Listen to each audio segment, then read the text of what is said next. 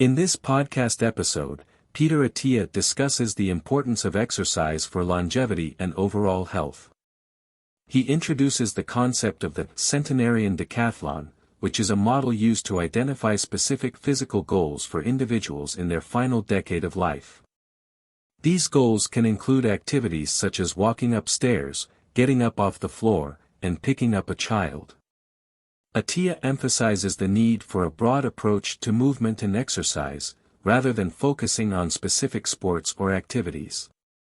He explains that while playing tennis and basketball twice a week may seem impressive, it may not cover all the bases necessary for optimal physical health in older age.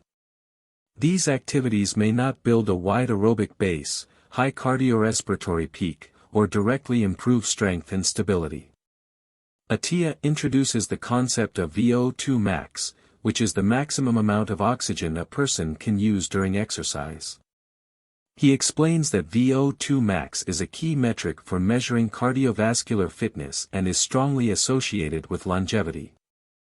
He presents a graph that shows the decline of VO2 max with age and emphasizes the importance of building a buffer by maintaining a high level of fitness throughout life.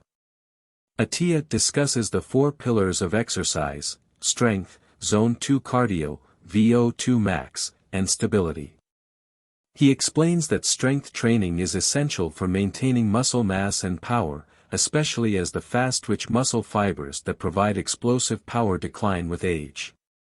He recommends lifting heavy weights to recruit these muscle fibers and maintain strength. Zone 2 cardio refers to aerobic exercise performed at a moderate intensity that improves cardiovascular fitness and builds a wide aerobic base. Attia explains that this type of exercise is important for overall health and longevity. Stability is the capacity to transmit force from the body to the outside world and vice versa without injury. Attia emphasizes the importance of stability for preventing falls and maintaining balance. He explains that stability training is often overlooked but is crucial for maintaining physical function in older age. Attia acknowledges that the modern world has made exercise and movement less necessary in daily life, which is why deliberate exercise is now crucial for maintaining health and longevity. He encourages individuals to take responsibility for their own fitness and understand the cost of living in a sedentary environment. Attia explains that strength training is crucial for maintaining muscle mass, which is directly linked to lifespan and health span. He notes that muscle mass naturally declines with age, starting in the 30s and 40s, and this decline is associated with an increased risk of mortality. By engaging in regular strength training, individuals can slow down this decline and maintain their muscle mass for longer. Attia highlights the importance of recruiting type 2 muscle fibers through strength training. He explains that by pushing the muscles to the point of failure or near failure, individuals can activate these type 2 muscle fibers, which are responsible for strength and power. This is different from the burn experienced during cardiovascular exercise, such as running, which primarily targets type 1 muscle fibers. Attia also discusses the significance of grip strength and foot strength. He explains that grip strength is a strong indicator of overall strength and muscle mass. Similarly, foot strength is important for stability and force transmission. Attia mentions the benefits of wearing minimalist shoes, which allow the feet to move naturally and strengthen the muscles. When it comes to strength training for women, Attia emphasizes that it is equally important as it is for men. He notes that women often come into his practice with less strength training experience, which can lead to lower muscle mass. Attia recommends that women start strength training early and continue throughout their lives to reach their genetic potential and maintain muscle mass. Attia also addresses the importance of strength training for teenagers. He explains that bone mineral density, which has a strong genetic component, reaches its peak by the early 20s. Therefore, teenagers should engage in strength training to maximize their bone density and set a foundation for lifelong health. In terms of obstacles to behavior change, Attia acknowledges that it can be challenging to break old habits and adopt new ones. He emphasizes the importance of making multiple changes to create a new set of habits. Attia also discusses the role of emotional health in behavior change, noting that trauma and emotional baggage can hinder progress. He encourages patients to be compassionate with themselves and not to punish themselves for slip-ups. Attia also touches on the impact of low-grade addictions, such as sugar or social media, on behavior change. He suggests that these addictions can interfere with self-care and relationships.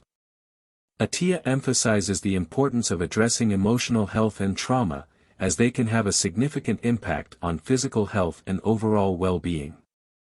Attia continues by discussing the importance of nutrition and the impact it has on overall health. He emphasizes the need for a personalized approach to nutrition, taking into account individual factors such as genetics, metabolism, and lifestyle. Attia also highlights the importance of addressing insulin resistance and metabolic health, as these factors play a significant role in chronic diseases such as diabetes and cardiovascular disease. Next, Attia delves into the topic of exercise and its role in promoting health and longevity.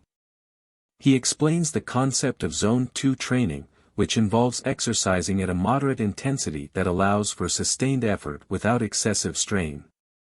Attia believes that spending the majority of cardio training time in Zone 2 can optimize mitochondrial efficiency and improve overall cardiovascular health. The third pillar, sleep, is discussed as a crucial component of health and longevity. Attia emphasizes the importance of quality sleep and the negative impact that sleep deprivation can have on overall health. He explains the concept of sleep debt and the need to prioritize sleep in order to optimize cognitive function, energy levels, and overall well-being. Lastly, Attia addresses the topic of stress management and its impact on health. He discusses the role of chronic stress in the development of various health issues and emphasizes the need for effective stress management techniques. Attia suggests practices such as mindfulness, meditation, and deep breathing exercises as effective ways to reduce stress and promote overall well-being. Throughout the podcast, Attia emphasizes the need for a personalized approach to health and longevity. He acknowledges that each individual is unique and requires a tailored approach to address their specific needs and goals. Attia also acknowledges the challenges of implementing these lifestyle changes, particularly in a healthcare system that often prioritizes symptom management over prevention. Attia concludes by encouraging listeners to take small steps towards improving their health and well-being. He suggests focusing on one aspect of the 4 pillars at a time and making incremental changes that are sustainable in the long term. Attia believes that by addressing these foundational pillars of health, individuals can improve their overall well-being and increase their chances of living a long and healthy life. Thanks for watching. If you enjoyed the video, make sure to like and subscribe.